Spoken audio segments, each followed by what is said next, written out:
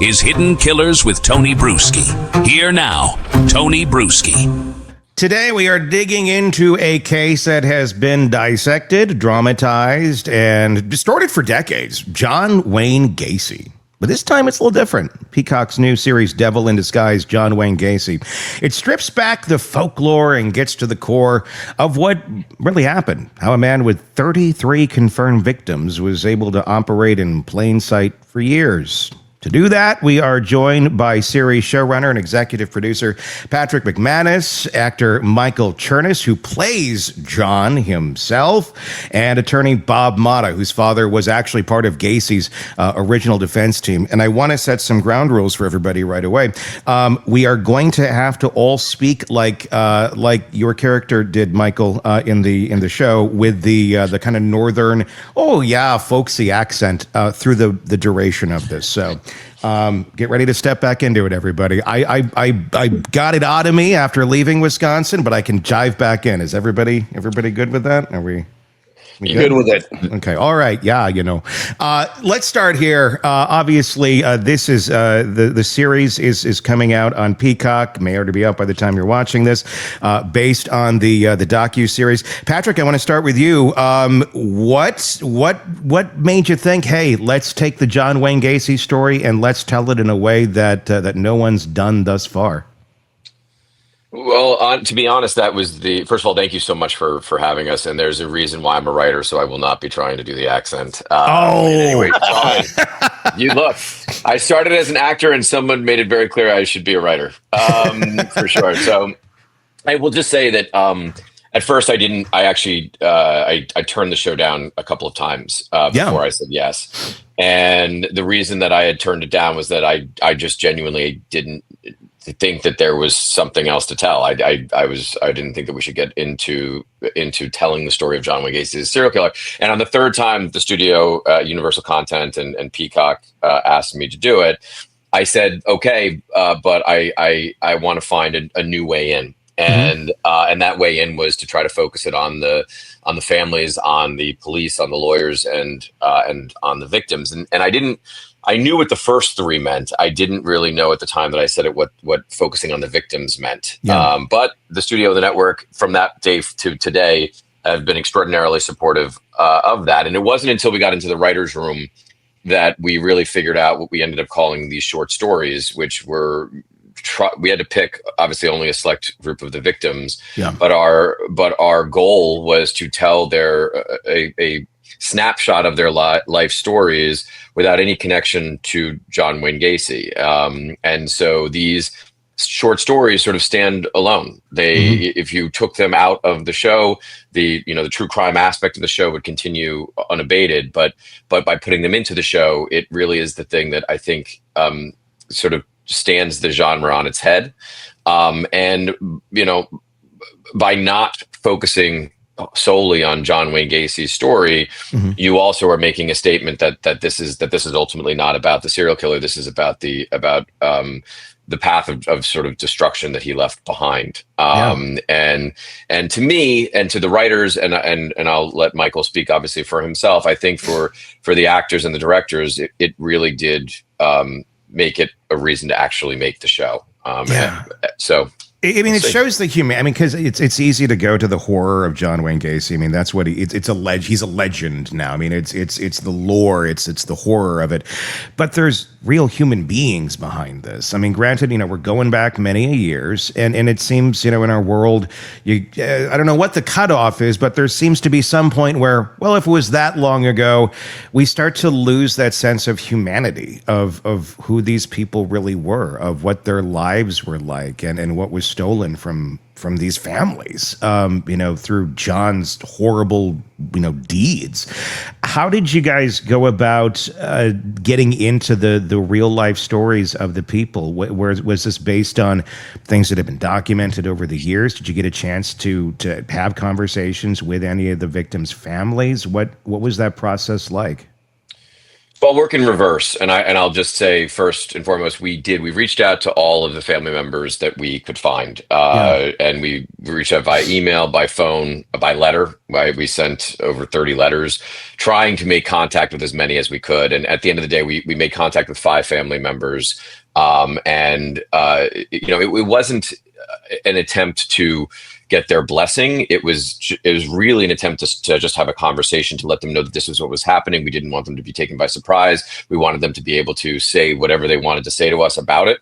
And with all honesty, the response back that we got was a version of good luck. Like we hope, we wish you well. And so at the end of the day, I think for the writers, for the actors, we're just hoping that we didn't let them down. As it relates to the research, it all began with the documentary that was on Peacock. So we had all of the research that NBC News had provided to us.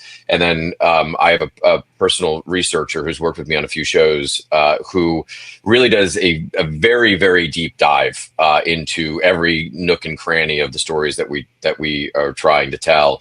Up to and including for him, we flew him to Chicago, and he actually stood in what I can only imagine looked like, the last scene in Raiders of the Lost Ark, where they kept all of the evidence, and he just, Patrick is his name, Patrick Murphy. He reports back with literally thousands of pages of annotation, of research, and that was really the foundation, along with the NBC News research, of everything we did. And one of the goals that we had for Patrick was, give us as much as you can give us on these victims, so that we can try to build a picture of their lives as best we can. Yeah, and then try to combine it down into, I mean, granted, you get 10 episodes. It's better than like a 2-hour movie. You have more room to tell the story, but then there's just so much in a story like this. I mean, another idea I just was running through my mind when you were talking about reaching out. You could have sent Michael out, with some balloons and makeup, and knocked on doors. Hey, we'd like to tell a story. What do you guys think? That might have been little distasteful, but I think it would have gotten the point across. Michael, obviously you did a phenomenal job in this. I've been watching it, and I'm just like, this is a good one. This is one that it's one of those rewatch series, in my opinion, where you watch it once and then a couple months later, I think I want to see that again. What was the process in this for you? You get the call from your agent saying, hey, they think you look a lot like Gacy. Can you put on some makeup and come downtown and show it off? Or how did that work for you? I had been told previously in my life that I looked like Gacy. And really? Yeah, people had said over the years, and you should think about, optioning some rights or something. Sure. I was not drawn to that. I for all the obvious sort of reasons. And my agent called and said they want you to audition for this series, and you should take a meeting first with Patrick to find out how they're going to approach it. Yeah. And my agent knows Patrick, and so she's like, he's a good guy. I can vouch for him. I think this will be respectful, but you should have a conversation. And I was very hesitant. I just was like, I don't know. Part of me was just like, I don't know if I want my name tied to his name for all time, and Patrick and I had what was supposed to be like a 20-minute Zoom conversation that turned into like an hour real deep dive. And when he told me that there wouldn't be any murder on screen, so it wasn't going to be some, gory, salacious thing. Yeah.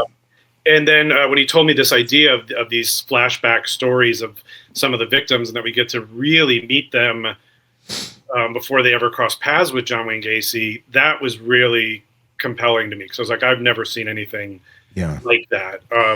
The closest thing is like on Orange is the New Black, when you would see some of the inmates before they ever went to prison, to just humanize those people and not make them a number. So that, and Patrick said to me, he was like, just so you know, you're not going to be in every scene. And most actors who would be auditioning to play a lead in something would kind of be upset about that. And I was like, thank God. Thank God. That's such a relief that I don't have to carry this whole thing. And so then there was a series of auditions, both over Zoom and in person. And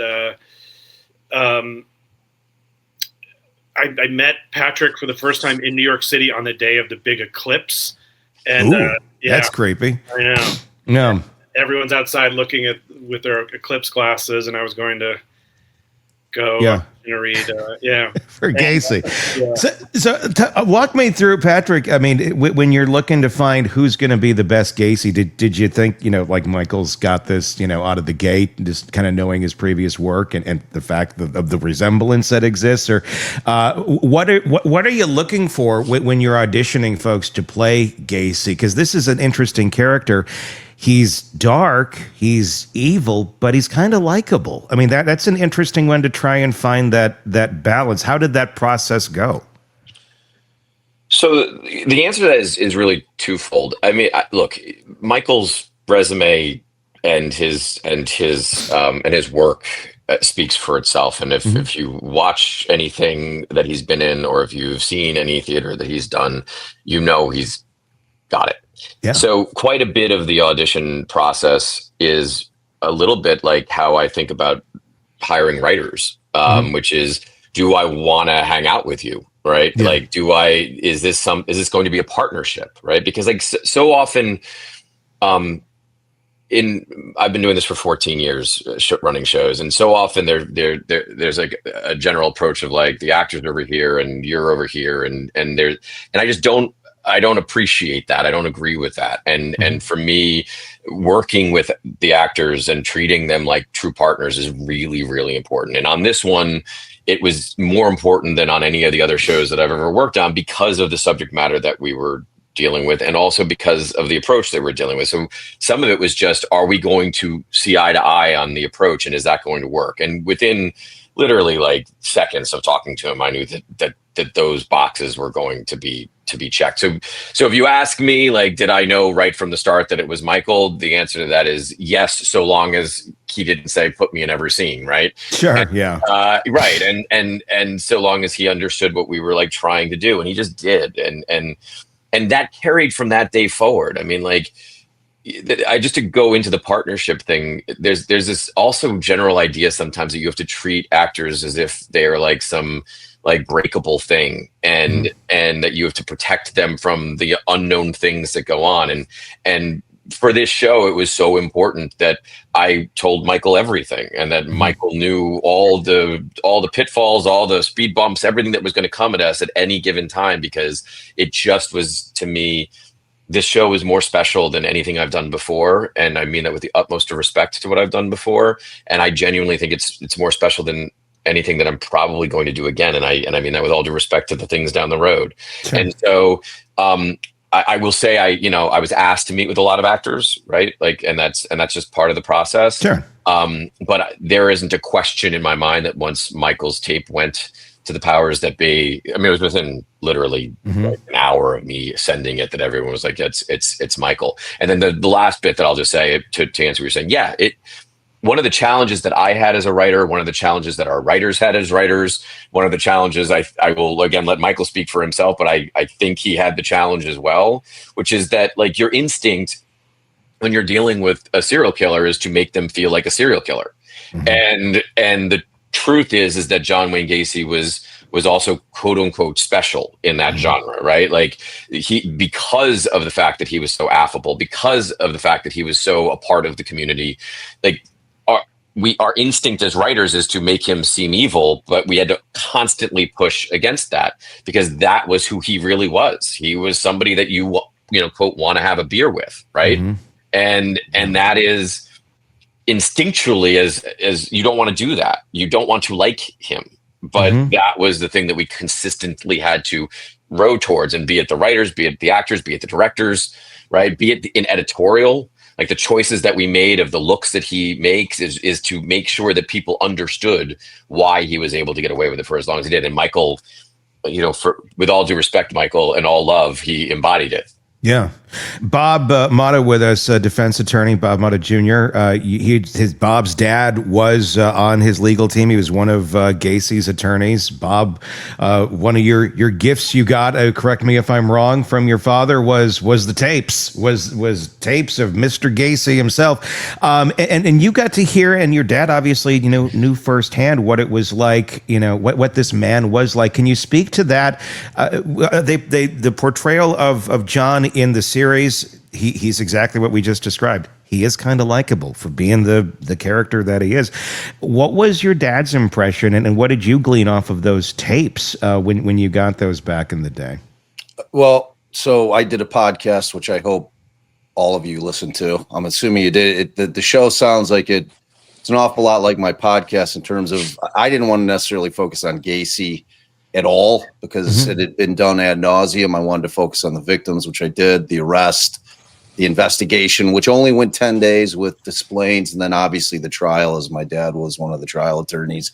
And so I went into the podcast. I'm like, oh man, I'm going to have my father. I've got this is a shoe-in terms of the interviews that I was lining up for that. So I asked my father, the first thing I asked him is, what was your impression of John Wayne Gacy when you first met him? And this is in the podcast. He says to me, Bob, he was an arrogant prick is what he said, which really kind of articulated it in a way that after I listened to the tapes, because I had the tapes for 30 years and never fully listened to them because they're that disturbing. And you didn't put them in your car, when you're mixtapes for girlfriends. It's here's Ace of Base, here's Lionel Richie, and here's a little snippet of John. Yeah, no, you know, Ace of Base. Yes, all right. I saw the sign. Skipping in deep. No, I really didn't. Oddly enough, I got him for my 21st birthday, and I'm I'm in my 50s now, so I had him for a long time.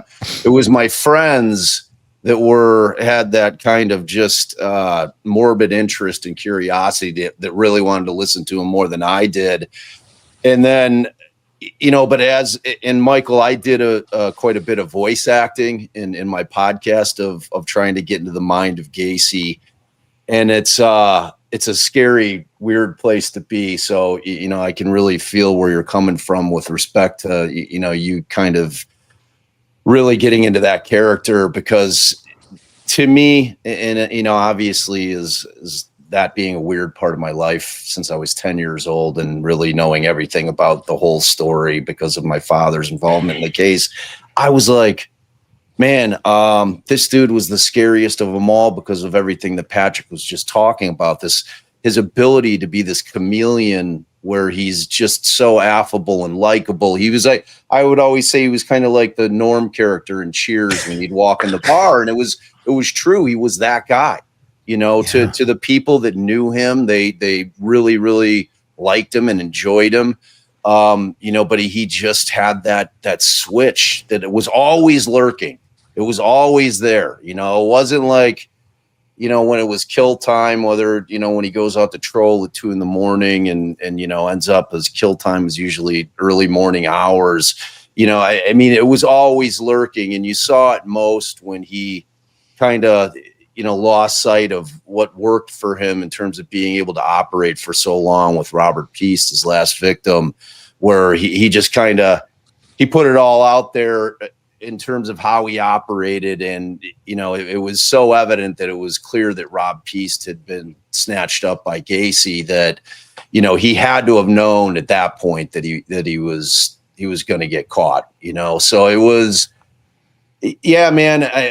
Michael, I hope that you were able to listen to the tapes, because hearing him, his callousness, his ability to not have any remorse or thought whatsoever about these kids' lives that he ended was beyond chilling, man. Michael, how did you get into the character for what did you do to get yourself prepared to really to get in the skin of Gacy, pardon the dark pun there, but to be him and to play him in the unique way that this character needs to be played? Well, first of all, thanks, everyone. Thanks for having me here. I'm so excited that Bob Motta Jr. is here. I said before we started recording, I'm feel like I'm meeting a little kid meeting a celebrity or something. Because I did listen to the Defense Diaries, the John Gacy tapes a lot. And what an incredible resource that was for me. I know that wasn't the intention in releasing those tapes, but for me, there isn't a ton of, there's hardly any video footage of him. There's really just 2 kind of main interviews, and those are way after he'd already been convicted and been incarcerated for a long time. So to have access to his, not just his speaking voice, but just his mind, for lack of a better word, so shortly after he'd been arrested, that was just, it was an incredible insight. Yeah, I mean, I agree with your dad. I think John Gacy was an arrogant prick, and I don't find him charming. I understand what people mean when they say he was charming, but I don't think he was very charming. I think he was persuasive. I think he was manipulative. I think he was actually a good actor. He knew how to read a room. He knew what other people wanted him to be in any moment. So if they needed him to be the jolly joker, happy neighbor, he could do that. If they wanted him to be kind of raunchy, one of the guys, he could do that. If he needed to be kind of the Polish immigrant, blue collar guy, he wore masks. Yep. The clown was just one of those many masks that I think, has been wrongly portrayed in the media, that this idea of the killer clown, that was just like a small part of who he was. It was one of the many clubs and faces that clubs he belonged to and faces that he wore to slip by. He got away with it for so long. He would, make cops feel uncomfortable by talking about homosexuality, and they just like kind of turn the other cheek. Or so to get into him, I think I thought about it a lot in that way, that there were just these multiple Johns. I mean, he even said it, and there were all these different Gacys, and trying to just think in any given scene, like, which version am I embodying? We knew that we didn't ever want to do like the mustache twirly kind of like evil serial killer thing. That it was more subtle than that. But then I was like, I don't know. Early on, I was like, I don't know. I sort of didn't know how to embody him because he's such a mystery. And Bob, you talk about that on the podcast. Like, this guy was also just, forgive my French, but he was batshit crazy too. So like, there's no logic really. He goes one way and then he goes another, and then he's saying he did do it, and then he's saying he didn't do it. And so for me, it eventually became that thing of like, who am I talking to, and what do they want? Who do they want me to be, and how can I manipulate them, and how can I appear harmless until that final moment when I am very harmful? But I was very afraid to be charming. I didn't want people to like him. I didn't want the audience to go away and be like, I like him. And then I think Patrick said to me, like, you have to go there, because then we understand why someone would get in that car, why someone would take that job at PDM, why someone would, share a beer with him or share a joint with him. We have to understand that, and as an audience also kind of experience that, of like being drawn in by him and then realizing who he is. Man, I'm really excited to see your performance, man, because I mean, what you were just saying really kind of embodies exactly what he was. And and I've seen, obviously there's been a few movies out, with various different actors, but in terms of what you just said, and I know your chops in terms of your acting skills, because I've seen quite a few things that you've been in, man. I'm really excited to see it, man. I am. I think that it sounds like you guys nailed this thing. I'm excited for you to see it, Bob, because like I was very inspired by your podcast and a number of other, and I know the book, but Boys Enter the House, like like this aspect of the story of just what was lost is really what our show is about, and when people are taken from us in their youth, in their prime, any death is tragic, but it's just it's unconscionable. Like ripping away someone, when they have a summer job, or when they're just bought a car, or they just had their first girlfriend or boyfriend or whatever. Like, you know, it's like kids in high school, kids just out of high school. Like, man, the fact that this guy got the airtime that he got in the 70s and in the 80s and in the 90s was just, it was so wrong. He's an uninteresting, despicable human being. I love that you called him the creep, Bob, that you wouldn't even say his name after a while in the podcast. That really stuck with me. Want more on this case and others? Then press subscribe now and don't miss a moment of true crime coverage from Tony Bruschi and the Hidden Killers podcast.